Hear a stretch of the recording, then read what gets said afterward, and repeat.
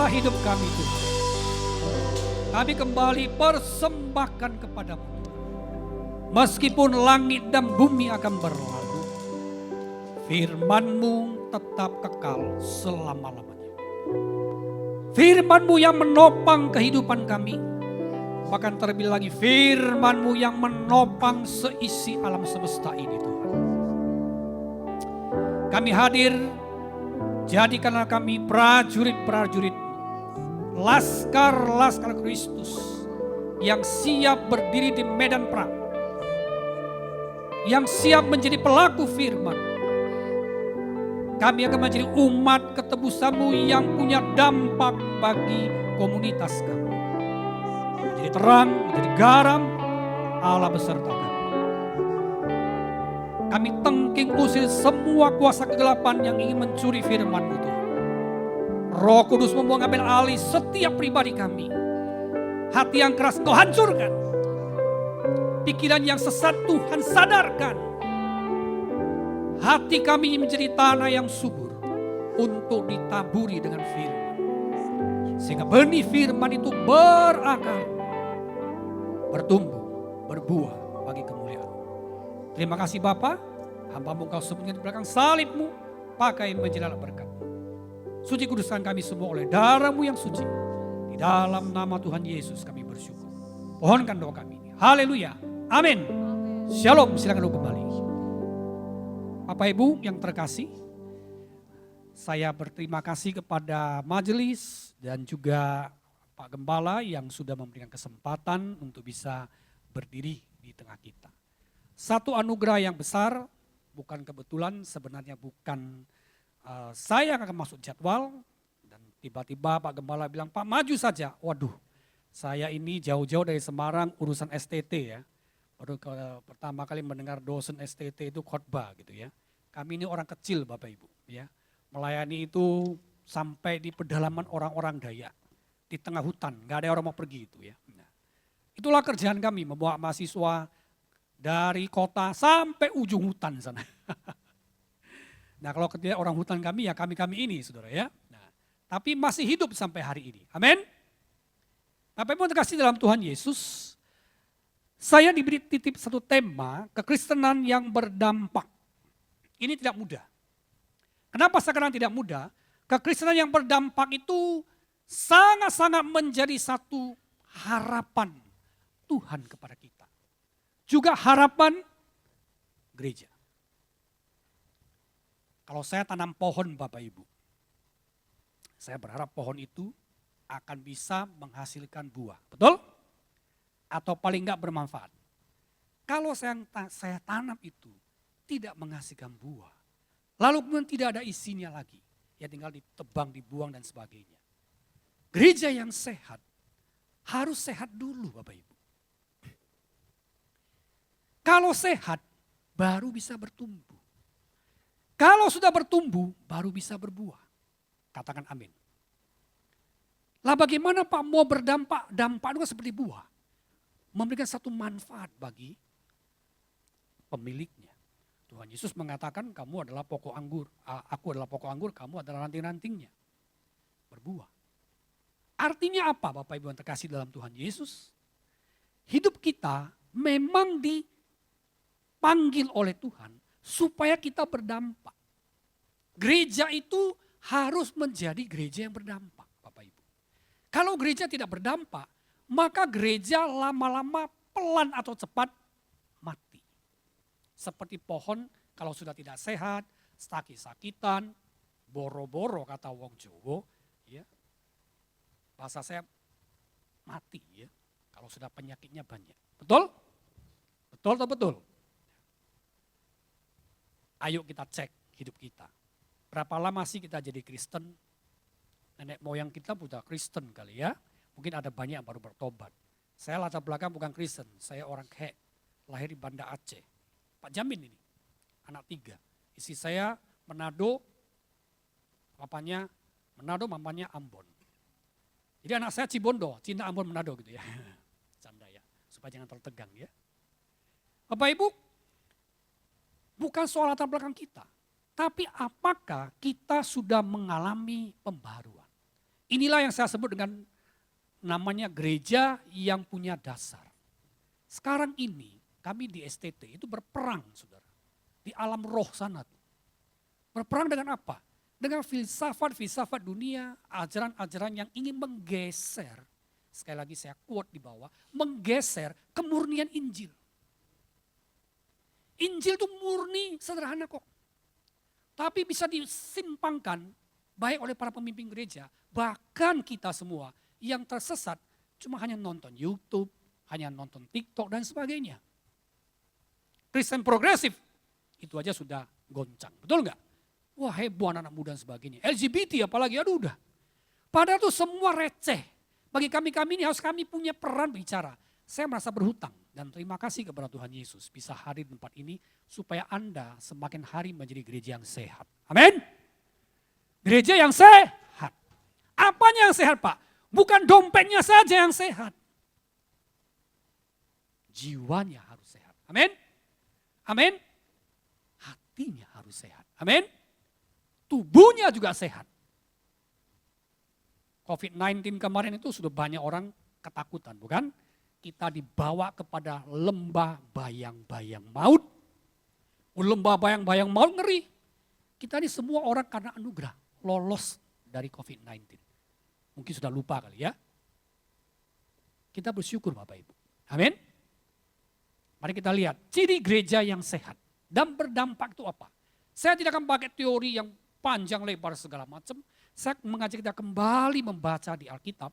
Bagaimana kehidupan jemaat mula-mula itu adalah kehidupan orang-orang yang menunjukkan mereka ada gereja yang sehat, mereka bertumbuh, mereka punya dampak. Amin. Kalau kita baca Kisah Rasul pasal 2 ayat 41, orang-orang mereka yang sudah mendengar khotbah Petrus, lalu mereka memberi dibaptis, kira-kira 3.000 jiwa bertobat. Mereka bertekun dalam pengajaran para rasul. Mereka berkumpul, memecahkan roti, berdoa. Maka Tuhan melalui para rasul mengadakan banyak mujizat dan tanda. Dan semua orang yang telah menjadi percaya tetap bersatu. Dan segala kepunyaan mereka adalah kepunyaan bersama. Kompak sekali. Ya, luar biasa. Mujizat setiap hari dirasakan. Dan aja menjual harta miliknya, bagi-bagi tuh. Itu model gereja yang mula-mula itu. Saya hampir nggak dapat lihat gereja yang seperti itu lagi. Dengan bertekun, mereka sehati berkumpul di bait suci. Karena waktu itu mereka orang Yahudi sebagian, orang Yunani, orang Romawi kemudian masuk menjadi kelompok orang percaya.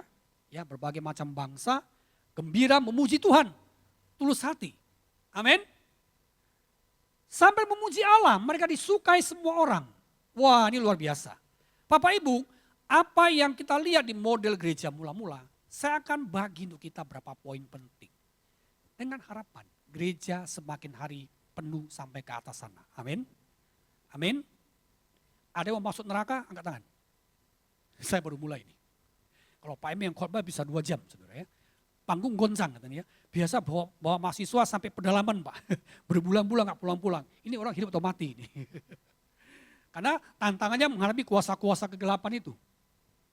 Kalau hadapi orang yang stres apa ngamuk itu biasa itu saudara. Ya kita baru start di pengalaman pertama. Oh ini orang Cina ini orang setengah gila kali ya. Memang itulah Tuhan kasih. Dari masa saya masih muda bertobat puluhan tahun lalu. Sampai sekarang hidup saya untuk misi saudara. Hanya untuk misi. Cari jiwa-jiwa yang hilang itu. Aduh Tuhan berat Tuhan, gak mampu Tuhan. Penuhi panggilanmu. Aduh Tuhan siap. Lu cari ngurus jiwa gak mudah loh. Amin. Itu Pak, pastoran tim ya, gembala-gembala. Gak mudah untuk ngurusin jiwa, selamatkan jiwa gak mudah. Doakan tim kepengembalaan, doakan kami-kami ini. Amin. Lebih gampang orang Cina bilang begini. Kalau mau jadi orang baik itu butuh 1000 tahun. Tapi kalau mau jadi orang jahat cukup 1 hari atau 1 jam juga bisa masuk jadi orang jahat. Betul? Jadi mari kita ubah hidup kita. Kita lihat ya karena waktu. Mereka ciri yang pertama gereja yang sehat. Gereja yang bertumbuh dan berdampak. Mereka percaya dan memberi diri dibaptis. Ini adalah kelompok orang-orang Kristen yang mula-mula campuran dari orang Yahudi, orang Yunani, dari bangsa-bangsa lain waktu hari Pentakosta, latar belakangnya itu. Lalu mereka dipenuhi Roh Kudus, para rasul berkhotbah, 3.000 orang penuh yang pertama terjadi. Apa yang terjadi setelah itu? Mereka memberi dibaptis. Saudara, baptisan itu sesuatu secara Alkitab di STT, Sekolah Tinggi Teologi ini, pencetak hamba-hamba Tuhan ini, itu kita belajar. Baptisan itu enggak main-main. Celakanya zaman sekarang, orang dibaptis apa? Mau nikah Pak? Hah? Baru pergi cari pendeta, surat baptis. Kamu ngapain mau dibaptis? Iya Pak, supaya anak saya masuk pegawai negeri ini belum dibaptis Pak. Macam-macam daftar. Saya geleng-geleng kepala.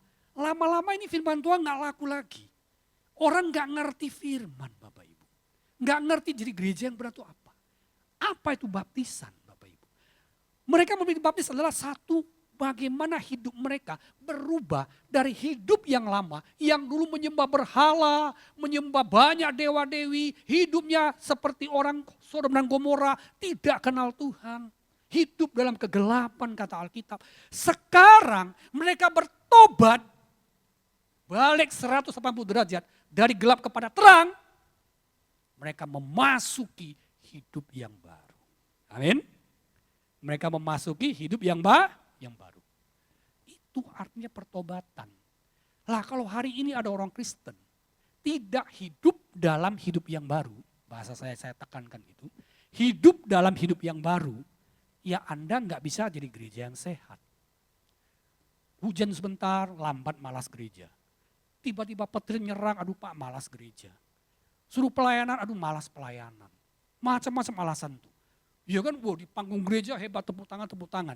Giliran keluar dari gereja, hilang. Itu orang Kristennya nggak punya dampak tuh. Amin. Mari kita semua sadar. Mau jadi gereja yang sehat dan berdampak. Amin. Amin. Sehatkan iman kita. Amin. Yaitu apa? Memiliki pertobatan yang jelas. Pertobatan kita jelas atau enggak. Kita masuk gereja ikut-ikutan teman. Bolehlah ikut-ikut teman awalnya ya. Diajak-ajak teman ya. Wah, ya puji Tuhan penyembahan. Saya dulu juga begitu masih muda ya. Tapi setelah Anda masuk gereja, Anda mengerti firman. Anda harus ada perubahan. Amin. Harus ada pertobatan. Maaf, Pak tim, semua tim gembala tempat ini, kalau belum bertobat, nggak usah dibaptis. Ajar dulu. Mengerti nggak ikut Yesus? Amin. Ikut Yesus bukan pindah agama. Ikut Yesus bukan karena mau cari KTP kita supaya lancar orang tua Kristen. Bukan. Ikut Yesus itu adalah kita memulai satu hidup yang baru. Ini penting. Itu Alkitab ajaran kepada kita. Ya, lanjut. Itu tuh di dunia roh itu dia. Itu orang yang binasa kemudian masuk kepada hidup yang kekal itu melalui Kristus. Saya jawab tuh tantangan Kristen progresif tuh. Saya jawab receh sekali. Allah itu memang satu. Saya setuju. Itu dalam teologi kita nanti seminar ya. Saya waktu seminar. Ini kebetulan Pak Doktor yang bicara gitu ya, kasih sedikit lah teologinya ya. Nah, receh-receh dulu saya kasih ini. Allah satu benar. Mau agama apapun, suku apapun, Tuhan satu. Betul? Betul? Yang mengakui keberadaan Tuhan. Itu namanya wahyu umum. Itu masuk SCT itu namanya tingkat 1 tuh, belajar teologi sistematik tuh. Wahyu umum itu Allah menyatakan diri kepada semua manusia. Betul? Roma 1 baca. Wahyu umum itu rusak karena dosa. Betul? Mereka enggak memuji menyembah sang pencipta. Mereka hidup dalam hawa nafsu dan sebagainya. Seperti Sodom dan Gomora. Wahyu umum. Tidak lagi efektif membawa keselamatan. Kalau wahyu umum itu bisa membawa keselamatan. Maka wahyu khusus yaitu Tuhan Yesus. Enggak perlu turun ke dunia. Cukup berbuat baik. Cukup punya agama selesai. Tapi firman katakan. Enggak demikian, tanpa penumpahan darah tidak ada pengampunan. Amin. Kalau wahyu umum kelar, Ngapain? Yesus gak perlu lagi. Orang hanya katakan Yesus bukan lagi satu-satunya juru selamat. Yohanes 14 ayat 6. Akulah jalan kebenaran dan hidup. Tidak ada seorang pun sampai kepada Bapa kalau tidak melalui aku. Dibongkar. Yesus hanya salah satu juru selamat. Beda ya. Bagi kita, Yesus satu-satunya juru selamat. Bukan salah satu. Amin. Pertegas. Kedua, Allah itu kasih. Betul. Orang baik pun Allah kasih kok. Betul. Kasih enggak Allah? Mengasihi semua bangsa. Betul. Jangan berhenti di situ. Allah juga Allah yang maha adil. Maha kudus. Dosa sekecil apapun eksekusi. Maka Yesus harus datang untuk menebus itu. Usaha manusia enggak bisa. Kenapa? Manusia sudah jatuh dalam dosa. Jawaban receh begini banyak orang enggak ngerti. Karena lupa Alkitab, saudara. Inkarnasi, Yesus menjadi manusia nggak perlu lagi. Kalau wahyu umum bisa kelar. Enggak ada. Wahyu umum sudah tutup. Perjanjian lama tutup, diganti perjanjian baru. Amin. Itu penting Bapak Ibu. Jangan digoncangkan hanya yang beginian. Saya belum membahas yang lain-lain lagi. Orang bertobat, kita kembali, artinya dia sudah memiliki Yesus. Tuhan Yesus sebagai juru selamat. Tidak ada yang lain. Kenapa bisa begitu Pak? Karena nggak bisa kita. Tuhan itu maha kudus. Tahu maha kudus. Tahu kekudusan Tuhan seperti apa. Saya ambil waktu ya 5 menit saja. Gak usah 1 menit ya cepat. Kita punya mata bersih nggak? Bersih ya. Yang normal nih ya. Kena debu, tak masuk. Bagaimana? Gimana? Bucek, waduh sampai merah kalau saya air gimana. Itu hanya debu kecil masuk tuh. Betul? Itulah kekudusan Tuhan, seperti itu. Begitu Adam dan Hawa jatuh dalam dosa, singkirkan. Harus keluar dari Taman Eden.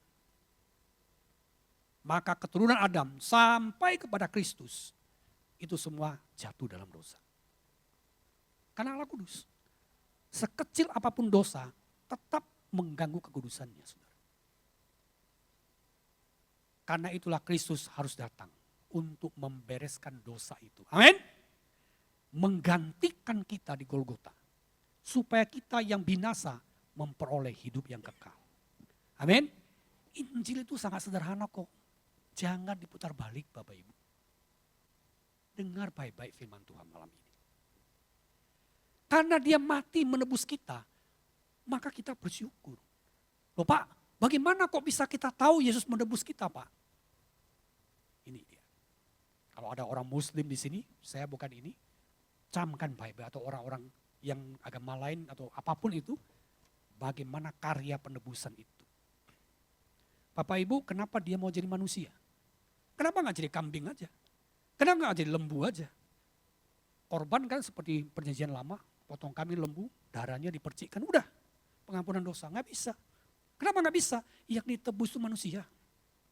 Yang harus mati itu adalah manusia. Amin. Nggak bisa dengan ada binatang, saudara.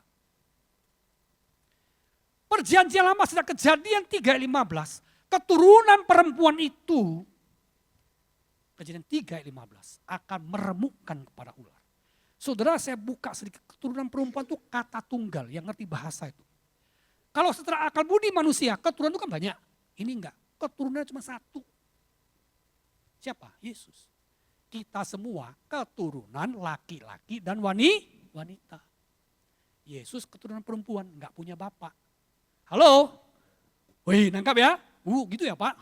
Itu dia. Maria itu. Maka Yesus satu-satunya keturunan perempuan, enggak punya bapak. Kita keturunan laki-laki dan Anda jelas bahwa Kejadian 3:15 sudah menubuatkan sejak Taman Eden, Yesus akan lahir di Bethlehem. Amin. Untuk menghancurkan kutuk itu. Untuk menghancurkan kuasa dosa itu. Untuk menghancurkan bahaya maut itu.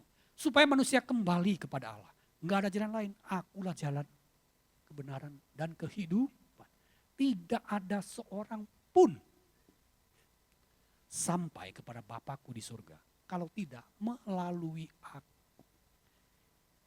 Itu kata Tuhan Yesus. Para rasul juga mengatakan demikian.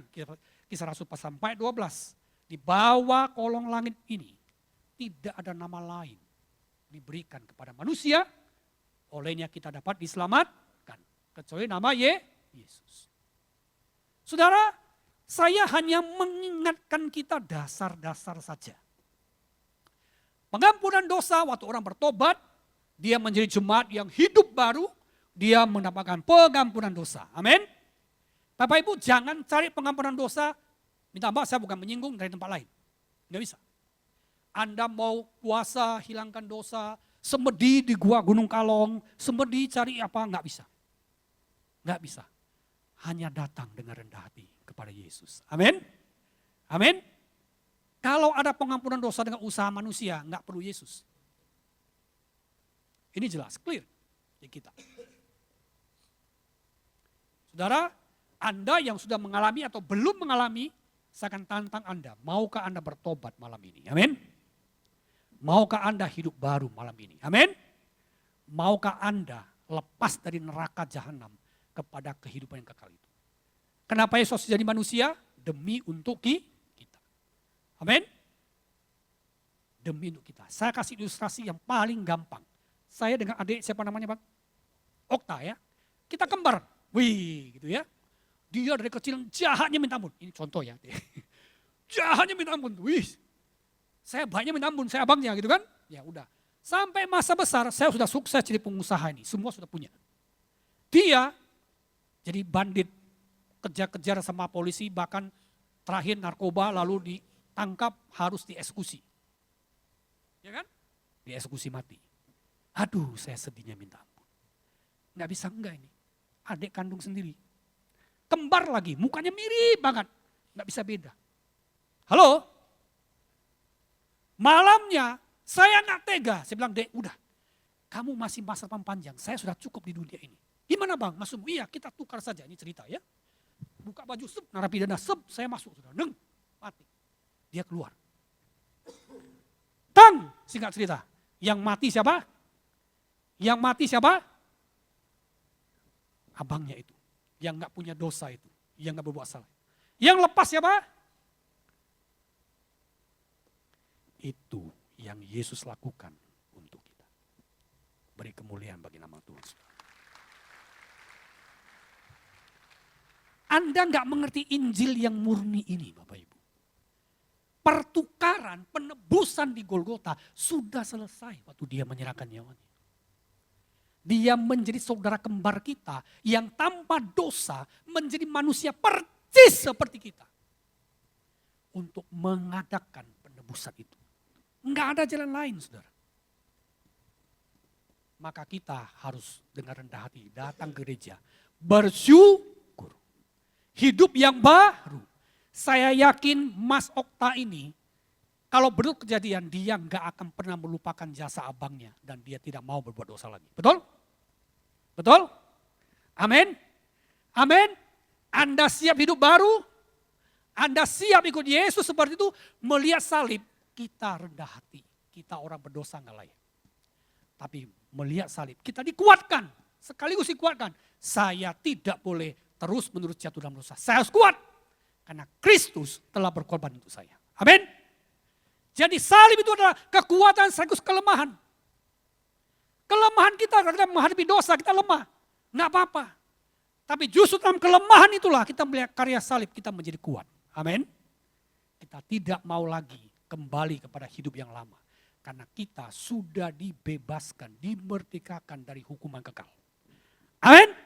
Beri kemuliaan bagi nama Tuhan.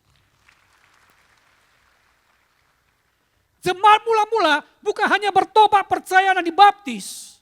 Ini ciri gereja yang sehat. Memiliki pertobatan yang jelas. Yang kedua adalah belajar firman. Saudara, belajar firman Tuhan itu penting sekali.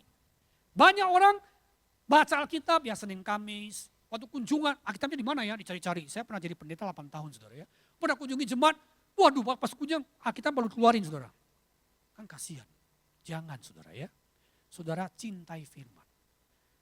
Karena apa? Firman Tuhan itu adalah makanan rohani kita.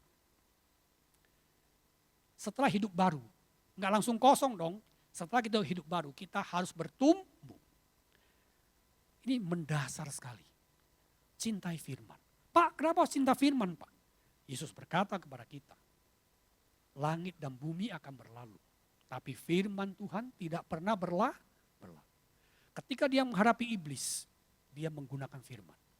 Ada tertulis, ada tertulis, ada tertulis. Betul? Dia lawan setan dengan firman. Sekarang banyak orang yang jatuh dalam dosa, kenapa? Karena tidak memakai firman Tuhan. Firman itu adalah senjata.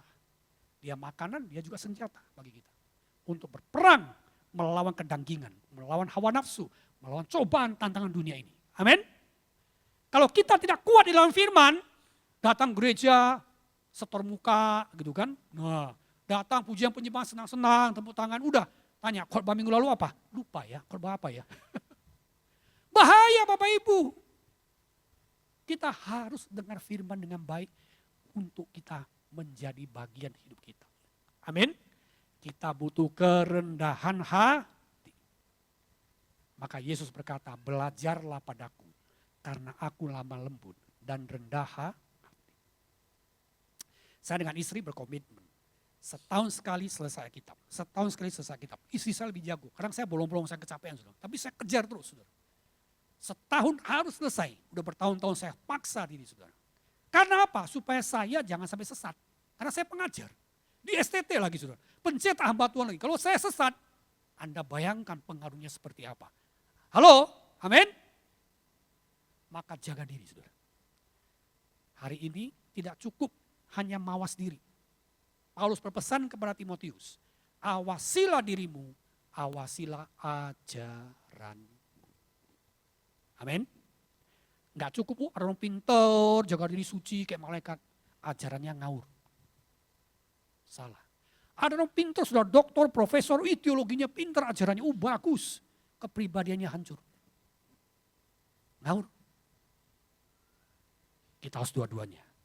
Awasi diri, awasi aja.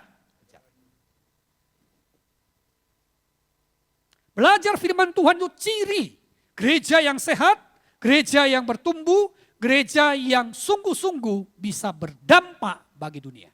Amin. Mulai hari ini cintai firman Tuhan. Firman-Mu adalah pelita bagi kakiku, terang bagi jalanku. Mazmur 119 ayat 105. Saudara, selanjutnya bersekutu. Mereka tidak hanya bertobat, dibaptis, belajar firman Tuhan, mereka juga bertumbuh di dalam persekutuan. Nah, persekutuan ini penting Bapak Ibu ya. Persekutuan itu artinya apa? Kita sehati sepikir. Gereja itu enggak ada yang susah. Enggak ada yang susah gereja itu. Gereja itu enggak pernah egois. Lihat jemaat mula-mula. Mereka semua kompak. Mereka sehati sepikir. Bayangkan itu. Kalau kita baca baik-baik. Dan saat itu gereja kompak dan sehati sepikir. Itu goncangkan sampai seluruh kekaisaran Roma bertobat saudara. Amin. Gereja cepat kali bertumbuhannya saudara. Sampai Roma pun bertobat. Kerajaan Romawi saudara. Tahun 300, saya dosen ngajar sejarah gereja. Tahun 300 itu seluruh Eropa sudah dikristenkan.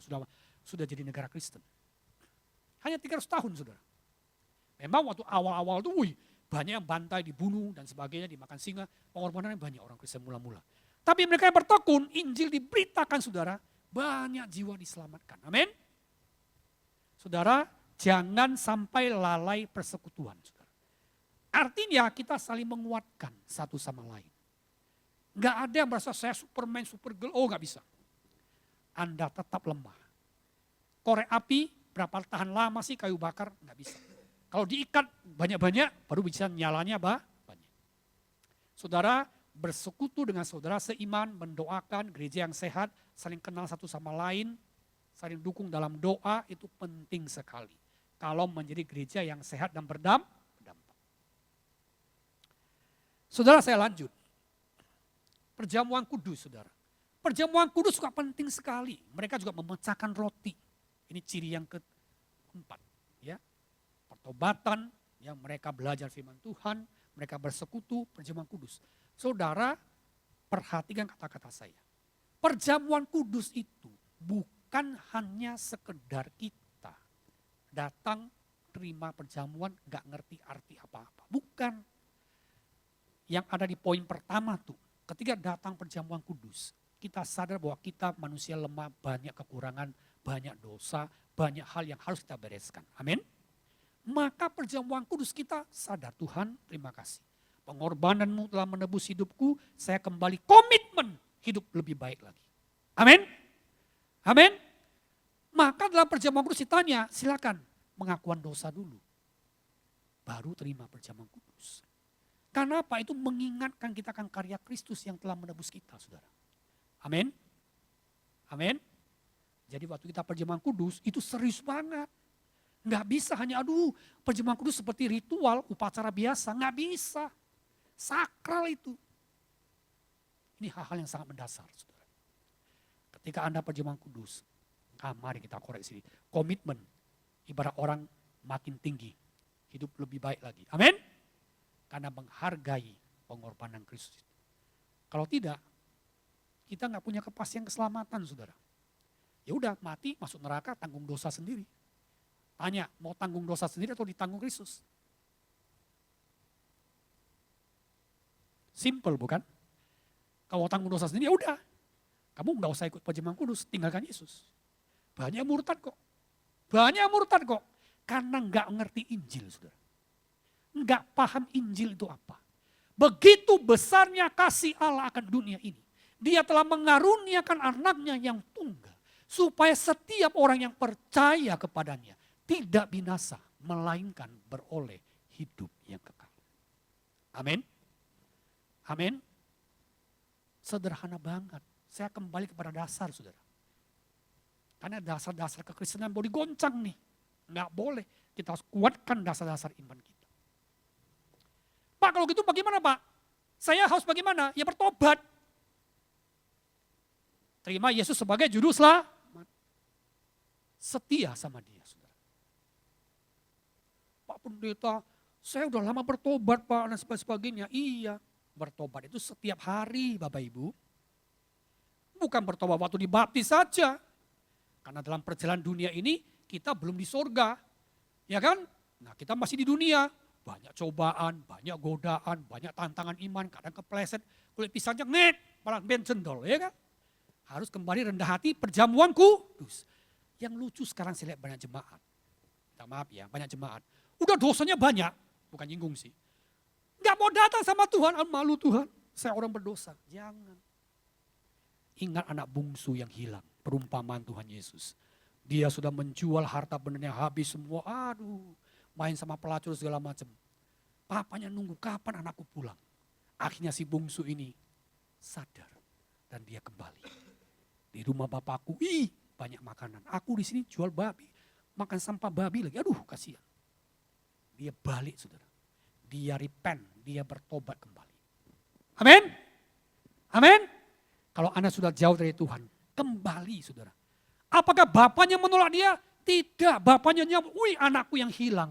Sudah lama aku cari-cari, dia gak kembali. Sekarang anakku yang hilang ditemukan kembali. Beli kemuliaan bagi nama Tuhan, saudara. Jadi hari ini kita masuk surga semua karena kasih karunia. Enggak ada andil kita. Kita hanya percaya. Tuhan, pengorbananmu selesai. Engkau telah memberikan segalanya kepada kami. Nyawanya sudah dia berikan pada kita. Apalagi yang lain. Jangan khawatir, jangan takut. Oke, itu ciri.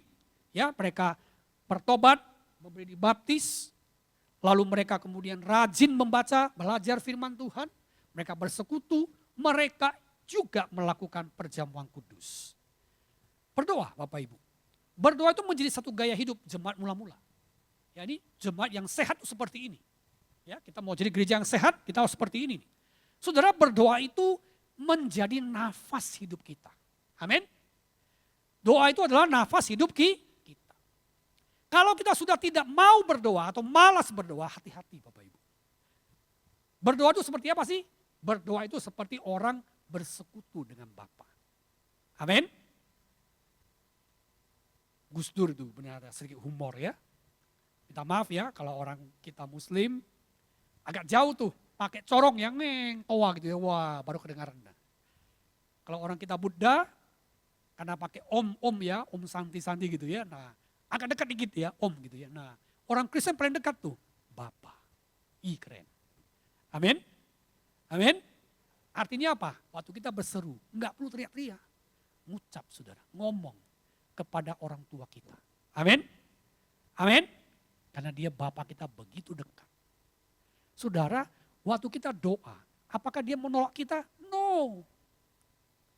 Alkitab mengatakan, mana ada Bapa, anaknya dikasih ikan, dikasih ular. Nggak ada, kata Tuhan Yesus. Minta roti kasih ular, minta ikan kasih kalajengking. Maaf. Betul? Artinya apa perubahan Tuhan Yesus itu, saudara?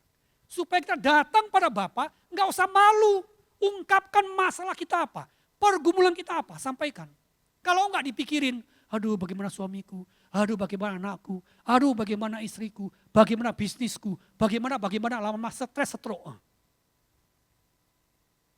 Karena nggak mau datang pada Bapa, sampaikan pergumulanmu. Amin. Doanya nggak usah laporan. Lapor, Bapak, pendahuluan, pokok masalah, rumusan masalah, baru inti, penutup kesimpulan.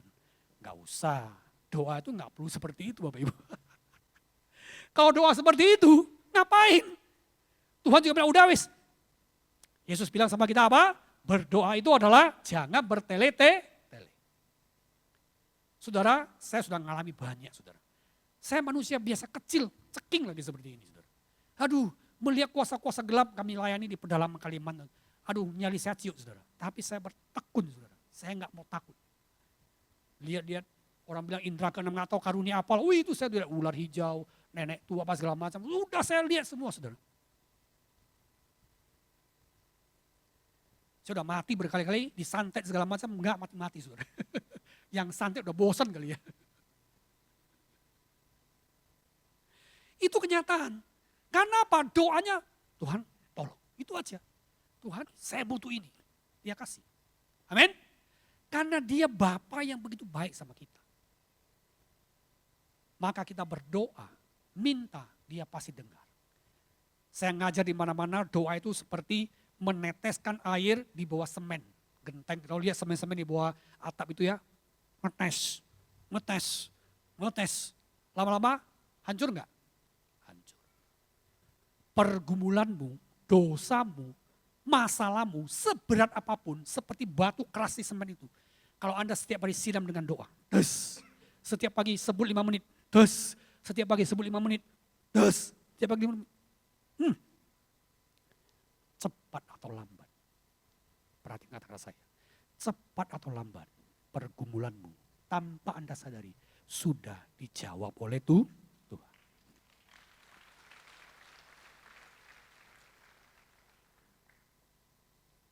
Tuhan itu tidak pernah tergesa-gesa. Dan dia tidak pernah terlambat. Dia akan menjawab sesuai dengan waktu dan rencananya. Beri kemuliaan bagi nama Tuhan. Kalau hari ini kita meragukan kuasa doa, kita lupa gaya hidup jemaat mula-mula, orang yang berdoa. Maka dekat sama Tuhan, kekhawatiran menyingkir, ketakutan hilang. Karena apa? Bukan kita seperti orang makan narkoba, bukan. Karena Roh Kudus hadir, memberi kekuatan kepada kita. Amin. Saudara, Ayub itu adalah orang yang diuji, saudara. Saya akan buka rahasia 3, supaya Anda nggak tahu kapan kita ketemu lagi. Ya, teologi doa ini. Tidak semua doa akan dijawab. Tidak semua doa akan dijawab. Jangan paksa Tuhan. Biarlah dia adalah Tuhan, let God be God. Dia adalah Tuhan, dia punya kedaulatan dan rencana. Amin. Paulus, saya kasih contoh. Dia berseru 3 kali, Tuhan ada duri dalam daging. Matanya itu menurut para penafsir tidak pernah celik sehat lagi. Sejak dia bertemu dengan Yesus di Damsik itu, dan dia dibaptis, dia nggak pernah pulih lagi. Dia minta duri dalam daging itu, menurut para penafsir. Agar sembuh total, Tuhan bilang enggak. Paulus cukup. Cukup Paulus, dalam kelemahanmu lah kuasaku menjadi sempurna. Amin. Jadi enggak semua doa harus dijawab saudara, enggak. Yakobus berkata, kamu doa berseru Tuhan untuk memuaskan nafsumu. Doamu untuk memuaskan nafsumu, nggak akan dijawab saudara. Maka hati-hati. Dalam berdoa, biarlah kehendak Tuhan yang jadi. Amin. Amin. Di situ tuh. Itu yang pertama. Kedua, dalam berdoa, kita harus ingat proses. Ayub itu kurang apa lagi dia? Saking saleh dan jujur dan sebagainya. Betul? Ayub. Tuhan uji dia. Tas dari konglomerat menjadi konglomelarat, saudara. Kasihan Ayub. Tapi apakah Ayub ingkar janji? Apakah Ayub dia merasa menghina Tuhan? Enggak. Dia bilang terpujilah nama Tuhan. Tuhan yang memberi, Tuhan yang mengambil. Saudara, ikut Yesus Anda enggak harus kaya raya. Ikut Yesus Anda juga enggak harus cari miskin. Enggak. Hidup Kristen itu enggak soal kaya, enggak soal miskin. Enggak soal itu. Hidup dalam kekristenan itu kita mengenal Tuhan. Amin. Ada proses Ayub diizinkan. Tapi jangan berhenti di situ. Jangan berhenti di situ. Ayub tidak pernah gila kekayaan. Ayub enggak pernah gila berkat. Enggak. Setelah prosesnya selesai. Dia hampir mau bunuh diri ya. Kalau kita baca kitab Ayub. Tuhan hanya ngomong sama dia ilustrasi kuda Nil sama buaya.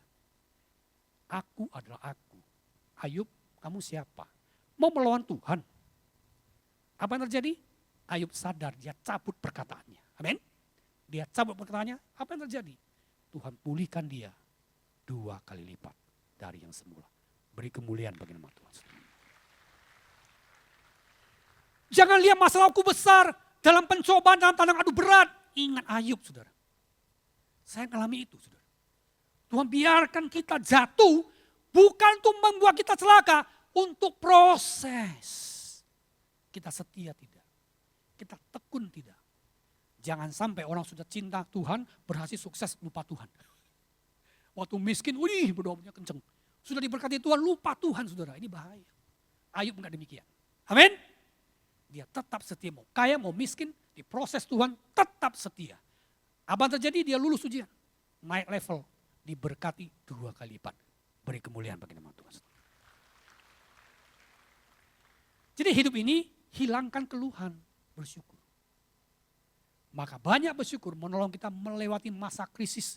Masa krisis kita bersyukur, saudara. Kenapa? Ada jaminan hari esok Tuhan kasih untuk kita. Anak-anaknya. Amin. Asal kita tekun dalam doa, dekat sama Tuhan, jangan jauh dari Tuhan. Percaya mujizat, para rasul mengatakan banyak tanda dan mujizat. Ini gereja yang ciri selanjutnya ya. Banyak mujizat, saudara. Saudara, mujizat itu hari ini masih terjadi. Pak Niko itu luar biasa. Saya termasuk orang yang di tengah-tengah. Nggak mau debat teologi reform kah, teologi ini. Saya orang STT, saudara. Saya nggak mau. Bagi saya mantan pendeta. Bukan mantan pendeta, saya pernah jadi pendeta dan sekarang di STT. Pernah pegang jemaat gitu ya. Saya nggak mau terlalu pusing masalah teologi seperti itu. Bagi saya, Anda yang percaya Yesus sebagai Tuhan Juru Selamat, maka Anda adalah anak-anak Allah. Amin. Amin. Kami di lapangan yang berperang, saudara. Itu pendeta-pendeta yang masih muda. Saya dari muda sudah jadi pendeta, saudara. Layani orang sakit, layani orang kerasukan, layani orang macam-macam. Mau ngapain? Mujizat yang terjadi. Amin. Nggak bisa bilang apa-apa. Mau sumpah serah pakai, aku musik pakai doktrin dosa, ya nggak bisa. Nggak keluar setannya, saudara. Hari ini, kita bertahan sampai hari ini, ada peperangan terjadi. Maka peperangan itu, ini visinya prajurit Kristus ya. Peperangan itu milik Tuhan. Maka kita harus andalkan Tuhan. Amin. Amin. Kalau kita mengandalkan Tuhan, semua masalah kita kecil. Katakan amin. Karena apa? Karena Tuhan yang dahsyat, besar, El Shaddai, luar biasa. Yang tak pernah terpikirkan jalan-jalannya. Nebukadnezar, dia sombong, merasa raja berkuasa. Nebukadnezar, kamu ya sudah sukses, jaya, lupa sama aku. Senting, gila dia. Naik 7 tahun saudara. Dirantai ke orang gila, rambutnya panjang, kuku Raja Wali. Nebukadnezar, saudara. Setelah itu apa terjadi? Dia tobat, saudara. Dia tobat mengakui ada raja di atas segala raja. Amin. Lagu tadi luar biasa saya nyanyi. Ya, raja di atas segala raja, saudara. Saudara, rajakan Yesus dalam hidup. Amin. Maka mukjizat Anda akan alami setiap hari, saudara. Kenapa? Karena kita umat kerajaan itu, saudara. Hari ini Pak Yamin bilang, Pak Yamin kok bisa ngadakan melihat orang mukjizat ya? Kalau saya cerita sampai jam 10 malam pun nggak habis-habis, saudara. Orang buta pernah lihat, pincang berjalan, kerasukan keluar. Apa itu kerjaan saya? Siapa yang kerjaan? Roh Kudus. Amin. Dia bekerja. Hari ini Anda mau terima mukjizat enggak? Amin. Saya tantang iman Anda. Hari ini Anda mau terima mukjizat tidak? Saya enggak mau suruh Anda percaya karena Anda sudah lama masuk gereja. Yang saya tantang hari ini mukjizat kehidupan baru. Hidup baru, Anda bergumul lama dengan dosa, Anda mau lepas. Maju, saudara. Amin. Hari ini kalau Anda sungguh-sungguh mau seperti Ayub berubah dan bertobat, maju, saudara. Saya di mana-mana nggak mau jual omong kosong, saudara. Di manakah imanmu? Perempuan yang sakit pendarahan, 12 tahun, habis semua dia punya uang. Tapi Tuhan proses dia 12 tahun perempuan sakit pendarahan itu. Imannya yang sebesar biji sesawi. Nggak usah iman yang gede, nggak usah. Yesus bilang hanya iman sebesar sesawi, suruh gunung pindah-pindah. Betul? Jangan mimpi, jangan pikirkan imannya besar, nggak usah. Iman kecil aja. Perempuan 12 tahun pendarahan ini, dia iman yang kecil muncul. Apa imannya? Ku pegang saja jubahnya. Bayangkan, ku pegang saja jubahnya. Saya kira itu orang Israel nggak punya iman seperti orang perempuan ini yang bukan orang Israel. Apa yang terjadi? Begitu dia tunggu Yesus lewat, dia tidak sia-siakan kesempatan itu. Dia pegang jubah, begitu dia pegang dalam diri Yesus keluar kuasa, saudara. Berhenti saat itu juga pendarahannya. Amin. Beri kemuliaan bagi nama Tuhan, saudara. Anda nggak usah maju ke depan, karena Anda sudah ngerti. Kalau Anda mau bebas dari dosa, bertobat dengan sepenuh hati. Kalau Anda mau mengalami mukjizat, Anda harus punya iman sebesar biji sesawi dulu. Dan Anda ambil langkah, saudara. Seperti perempuan yang sakit bertahun-tahun itu. Mukjizat butuh percaya. Saudara, saya nggak akan khotbah lebih lama lagi, itulah ciri gereja yang sehat. Gereja yang senantiasa mengalami pertobatan, ada orang yang dibaptis, puji Tuhan. Hidup baru, rajin belajar firman Tuhan, rajin bersekutu melayani, rajin berdoa, mereka melakukan perjamuan kudus, mereka juga hidup dalam mukjizat Tuhan. Amin. Petrus berkata, bangkit jalan, langsung jalan, saudara. Saya pernah satu ibu ya, di pedalaman Kalimantan, karena mungkin dia nggak punya obat ya, orang Dayak. Dia maju ke depan, tim saya udah KKR maju ke depan nih. Saya maju ke depan, dia pas saya ketemu dia, ibu sakit apa? Dia cerita, Pak Pendeta, saya selama ini setia ke gereja. Terus kok ibu jalannya pincang, kenapa? Dia bilang, gini Pak Pendeta, saya suatu hari pas ibadah, saya nggak ibadah. Terus ibu kemana? Ke ladang. Ya, udah. Baru aja dia buat dosa kecil, Tuhan kasih cobaan. Pulang dari ladang sakit-sakitan, sampai saya KKR, jalannya gini. Hanya buat dosa, tidak mengutamakan Tuhan. Saudara, saya sudah kasih tahu alat itu kudus. Bagaimana Bu? Saya santai aja. Ibu mau mengaku dosa? Kita berdoa Ibu ya. Pak Emi kalau doa gini santai saja. Amin. Dah, percaya Ibu ya. Saya doakan sungguh-sungguh. Tuhan jamah dan sembuhkan. Haleluya. Mujizatmu terjadi seperti orang lumpuh itu. Ibu jongkok. Jongkok lagi Ibu. Jongkok lagi Ibu. 7 kali lurus ya. Beri kemuliaan bagi nama Tuhan, saudara. Gitu tuh. Iman itu bukan hanya di sini. Praktek, saudara. Itu 2018. 2023 kemarin saya kembali diundang ke sana. Wih, masih sehat ya Ibu Paulus ya. Wah ini pas saya didoakan kemarin, dua sehat dia. Apakah saya punya ilmu dukun yang hebat? Bukan saya. Dia percaya firman Tuhan. Amin. Maka Yesus berkata kepada kita, jadilah sesuai dengan iman. Pertanyaan kita, di manakah imanmu? Amin. Ikut Yesus enggak neko-neko bro. Ikut Yesus iman yang bertindak. Saya berharap gereja ini akan tumbuh sehat, bertumbuh dan berdampak. Amin. Sehingga kita menjadi laskar-laskar Kristus untuk membawa jiwa-jiwa yang masih belum mengenal Tuhan. Saudara, anak muda ini paling senang saya itu. Ada istilah YOLO ya. Tahu YOLO? You only live once. Kamu hanya hidup sekali, enggak 2 kali. Saudara, jangan bermain-main dengan dosa, sia-siakan masa mudamu, masa tuamu apalagi jangan. Saudara, ikut Yesus sungguh-sungguh. Amin. Jadi gereja yang sehat. Hidupmu hanya sekali, enggak bisa 2 kali, enggak ada bonus. Kalau bonus itu izin Tuhan. Maka hidup kita itu harus benar-benar ke surga, saudara. Jangan dunia lagi, dunia di belakang. Itu ada lagu itu ya. Orang yang mati demi imannya demi Yesus. The world behind me. Jesus. Di depan. Amin. Saudara, kalau ditanya, mau masuk surga, masuk neraka Pak? Masuk surga. Enggak ada yang masuk neraka kan? Itu orang gila sinting pesong kali ya, kalau masuk neraka. Tapi disuruh untuk percaya bertobat, enggak mau. Lah terus piye? Maunya apa? Jangan jadi orang hidup segan, mati tak mau. Jangan. Kalau bertobat, tobat dengan sungguh. Kalau percaya, percaya dengan sepenuh hati. Amin. Saya tambah lagi, mungkin ada waktu ya sedikit lagi ya. Biar semangat kita ini. Saudara, waktu saya belum bertobat, kaki saya kena kanker tulang, saudara. Berobat sampai Tiongkok, nggak sembuh-sembuh.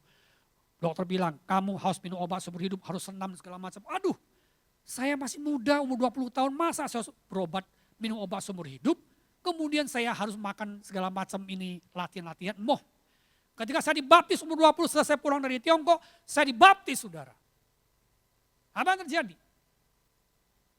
Saya punya Yesus yang hidup. Amin. Saya percaya. Tinggalkan obat, buang segala macam. Hari ini saya beri tegak untuk kemuliaan Tuhan. Yakobus berkata, iman tanpa perbuatan mati. Iman harus disertai dengan perbuatan kita. Saya akan coba Bapak Ibu, terakhir murah hati. Murah hati itu penting sekali ciri jemaat mula-mula. Mereka bagi, ada yang jual tanah, bangun gereja untuk orang-orang, banyak orang miskin di Yerusalem waktu itu. Ya, latar belakang kisah Rasul ini. Saudara, gereja itu gak ada yang susah. Kalau baca Alkitab dengan baik, yang kaya gak kelebihan, yang miskin tidak kekurangan. Tuhan sudah menciptakan demikian sempurna itu. Gak semua akan jadi orang kaya. Kalau semua jadi orang kaya, siapa yang kerja? Gak semua juga orang jadi orang miskin. Begitu tuh. Teologi yang benar begitu tuh. Ya, ada yang diberkati, memberi. Itu jemaat mula-mula. Ciri hidup mereka itu. Baca baik-baik. Amin. Maka tabur, saudara. Kenapa perlu tabur? Karena kita hidup hanya sekali. Kalau Anda jadi kikir, Anda gak menabur untuk Tuhan, upamu kecil di surga. Pak Yamin ngomong gitu lagi, mau peras duit jemaat. Bukan, gak ada urusan saya ngeperas duit jemaat. Saya kasih contoh lagi Bapak Ibu. Kisah hidup itu masih orang Dayak. Ini, itu tadi itu ibu-ibu. Ini seorang bapak-bapak. Mukanya, cuci muka. Bawa Alkitab, datang dia. Saya bilang, kenapa ini bapak ini seperti orang dia hantu ya. Lalu dia cerita, saudara. Dia suka pukul istri, minum mabuk dan sebagainya. Satu hari dia mimpi. Mimpinya ngapain? Supaya dia itu mau mencari Tuhan. Dia sudah rindu itu.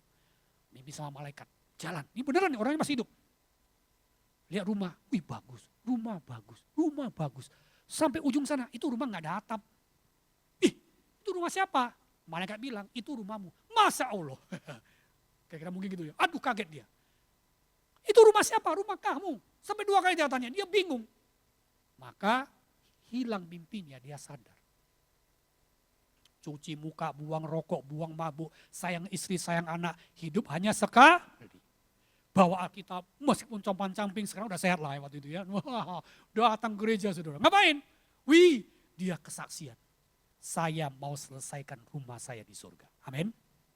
Amin. Selesaikan rumah kita di surga. Haleluya saudara. Bahan bangunannya apa? Bahan bangunan itu doamu. Bahan bangunan itu persembahanmu, hidup. Bahan bangunan itu hidupmu kau berikan terbaik Tuhan. Talentamu kau berikan Tuhan. Itu bahan materi untuk rumah di surga. Amin. Jangan lihat manusia saudara. Ingat firman Tuhan. Jemaat mula-mula begitu senang mereka saling membagi. Nah, itu ciri gereja yang sehat. Gereja yang sehat harus punya ciri murah hati. Sama seperti Yesus adalah murah hati. Amin, amin. Ya. Nah, pujian penyembahan, ya ini saya akan cepat aja karena waktu ya. Ya, terakhir suka memuji Allah. Ya, ada berapa ciri ini, Anda boleh baca ya. Pujian penyembahan itu luar biasa saudara ya. Akan membawa kita lebih dekat dengan Tuhan. Saudara, waktu kita memuji Tuhan, apa yang terjadi? Beban hidup hilang. Raja Yosafat perang. Wah, waktu dia menghadapi Sanherib, itu orang-orang banyak mau serang dia. Bangsa-bangsa lain ingin serang kerajaan Yehuda. Tuhan bilang, Yosafat, nggak usah khawatir. Apa yang saya buat Tuhan? Tempatkan itu para imam. Pendeta pula suruh perang, saudara ya. Angkat tabut perjanjian itu nyanyi, saudara. Wih, tiup trompet, nyanyi. Orang perang kok tiup trompet nari-nari. Kan lucu ya. Nggak masuk akal. Saudara, apa terjadi? Ketika dia mentaati firman, peperangan menang, musuh dikalahkan. Beri kemuliaan bagi nama Tuhan. Waktu kita pujian penyembahan ini, roh kita terangkat saudara. Beban dunia hilang. Kita mengalami terobosan, amin. Itu dia, maka jangan kita malas memuji Tuhan. Itu ciri khas jemaat mula-mula. Mereka disukai banyak orang dan pada akhirnya mereka mengalami pembaharuan demi pembaharuan. Paulus juga demikian. Ya, di tengah-tengah ditangkap di kota Filipi, dibelenggu, dia bersama Silas memuji Tuhan. Orang dibelenggu penjara kok memuji Tuhan ya? Aneh.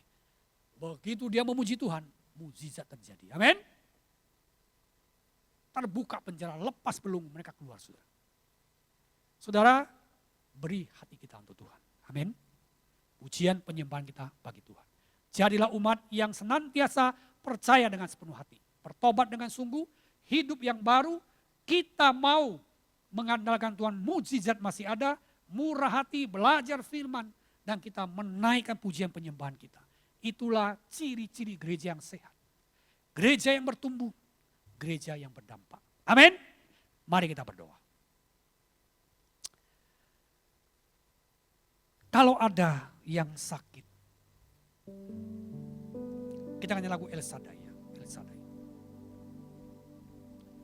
Allah yang Maha Kuasa itu,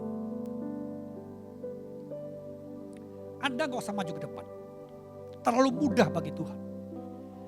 Bawa hidupmu, Anda sudah mendengar firman. Serahkan kembali semua khawatirmu kepadanya. Masa depan, masalahmu, pergumulanmu apapun itu. Yesus sanggup mengubah itu. Mungkin hidupmu seperti Ayub, lagi diproses. Tetap bertekun sampai Anda lulus ujian. Mungkin doamu belum dijawab, itulah kehendak Tuhan. Terima dengan tulus hati. Atau mungkin Anda sudah lama berjuang dengan dosa yang lepas dan disembuhkan. Pegang bagian tubuh yang sakit. Pegang bagian tubuh yang sakit. Sesuai dengan iman. Kalau Tuhan jamah Anda malam ini. Bersaksi untuk Tuhan. Kalau pergumulanmu dijawab Tuhan. Bersaksi untuk Tuhan. Sehingga hidupmu berdampak. Banyak jiwa akan dikuatkan. Banyak jiwa akan memuji Tuhan. Lebih banyak orang lagi datang kepada Yesus. Naikkan imanmu sebesar biji sesawi.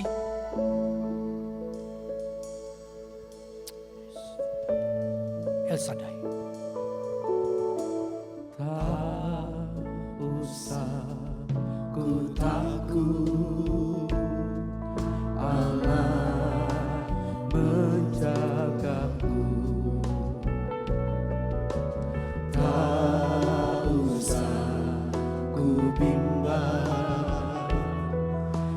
Yesus peliharaku. Oh Tuhan, jamah. Tak usah ku susah. Roh Kudus hiburku. Roh Kudus hiburku. Tak usah ku cemas, yang memberkatiku. Mari kita bangkit berdiri.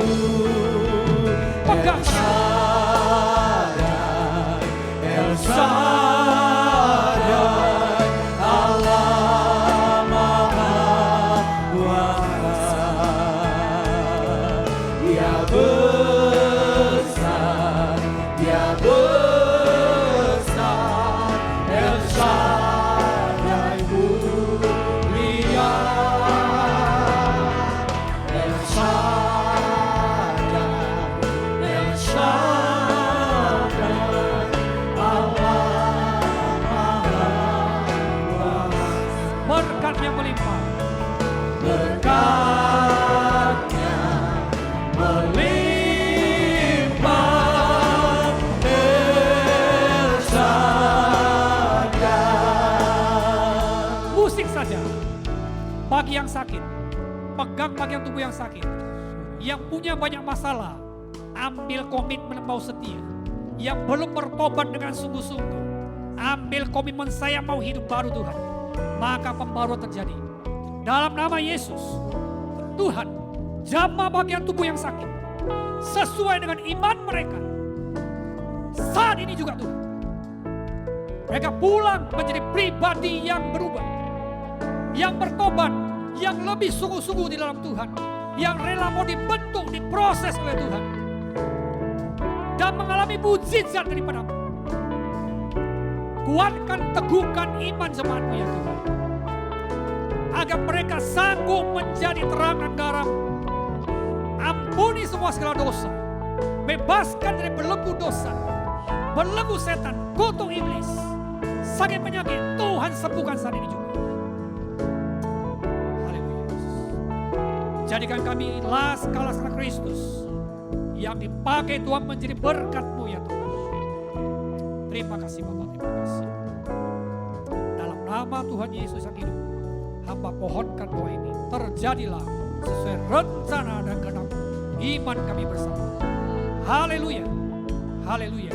Rumah tangga dipulihkan, masa depan dicerahkan, pekerjaan diberkati. Haleluya, berikan jalan keluar Tuhan. Iman kami bersama, Tuhan beserta kami. Haleluya. Dalam nama Yesus yang hidup, hamba pohonkan doa ini. Amin.